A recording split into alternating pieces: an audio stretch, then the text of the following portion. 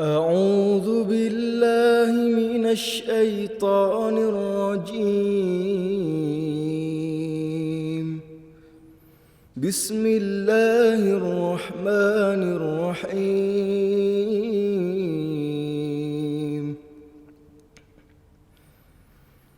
قل يا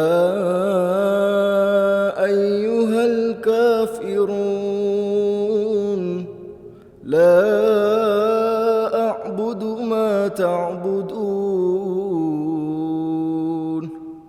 ولا أنتم عابدون ما أعبد ولا أنا عابد ما عبدتم ولا أنتم عابدون ما أعبد لكم دينكم ولي دين. صدق الله العظيم.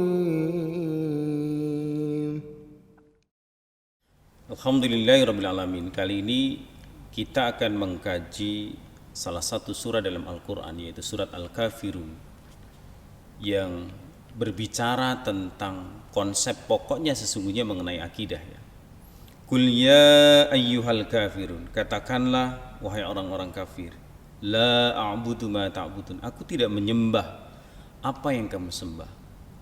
Asbabun nuzul dari surat ini adalah pada saat itu Rasulullah SAW sedang gencar-gencarnya melancarkan dakwah Islam di Makkah. Ada banyak upaya yang dilakukan oleh orang-orang Quraisy, orang-orang kafir penentang Nabi dan penentang dakwah Islam secara umum. Berbagai upaya telah dilakukan, tetapi mereka mencapai titik frustasi di mana seluruh upaya yang dilakukan oleh orang-orang Quraisy itu ternyata gagal. Bisa dibilang demikian. Semakin mereka berupaya menghadang Rasulullah Muhammad SAW di dalam melancarkan dakwahnya, justru semakin diminati oleh banyak orang. Sehingga suatu ketika para pemuka-pemuka agama yang berada di Jazirah Arab pada saat itu, para penggede-penggede Quraisy ini datang untuk menemui Rasulullah Muhammad SAW, kemudian menawarkan sebuah tawaran yang tidak main-main. Apa itu tawarannya? Barter Tuhan. Mereka menawarkan, wahai Muhammad, bagaimana kalau tahun ini aku menyembah Tuhanmu, tahun besok aku dan kamu dan seluruh rombonganmu menyembah Tuhanku, lalu pada tahun yang ketiga kita hitung-hitungan Tuhan siapa yang paling relevan, paling cocok untuk disembah, baru kita akan putuskan agama siapa yang paling cocok untuk dianut. Maka mendengar tawaran yang semacam ini sebuah tawaran yang tidak main-main, ini karena menyangkut persoalan akidah. Nabi tidak langsung menjawab pada saat itu.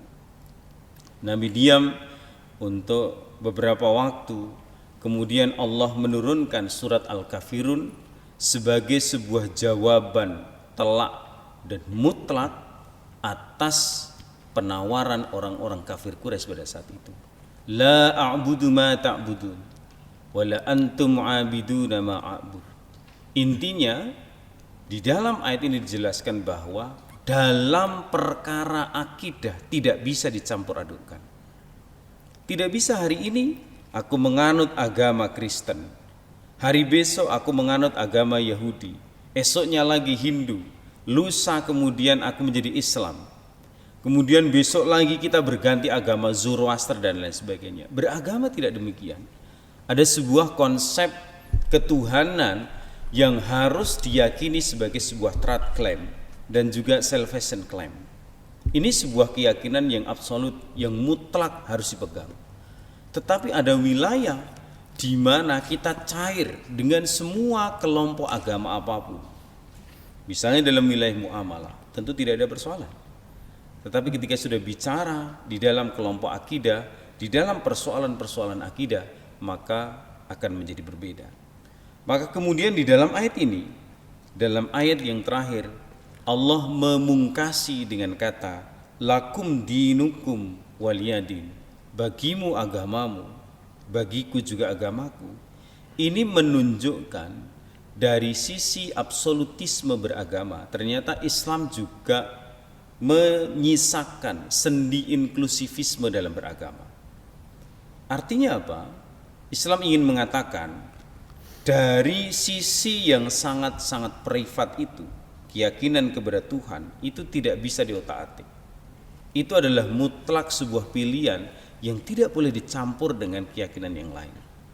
Tetapi dalam waktu yang bersamaan, Islam mengajarkan di dalam ayat ini tentang menghargai berkeyakinan dan beragama bagi orang lain yang memang menjatuhkan pilihannya berkeyakinan yang berbeda dengan kita. Ada sisi fastabiqul khairat di sana. Ada perlombaan di dalam konteks kebaikan, termasuk di dalam urusan agama. Jadi titik stressingnya di sini bukan mencampur adukkan agama dalam wilayah keyakinan, tetapi kita berlomba pada wilayah-wilayah tertentu yang orientasi perlombaannya adalah menuju kebaikan tanpa menyentuh wilayah akidah, tetapi sangat cair di dalam perkara-perkara muamalah. Maka lakum dinukum waliyadin dalam makna ini demikian, sehingga orang tetap bisa bergaul, tetap bisa berinteraksi dengan siapapun tanpa mengorbankan sendi akidahnya. Saya kira ini sebuah jawaban telak, jawaban yang cerdas yang Allah sampaikan, sehingga orang-orang Quraisy pada saat itu tidak bisa berkata apa-apa karena jawaban itu sangat fair, sangat adil, dan sangat sulit dibantah. Semoga bermanfaat.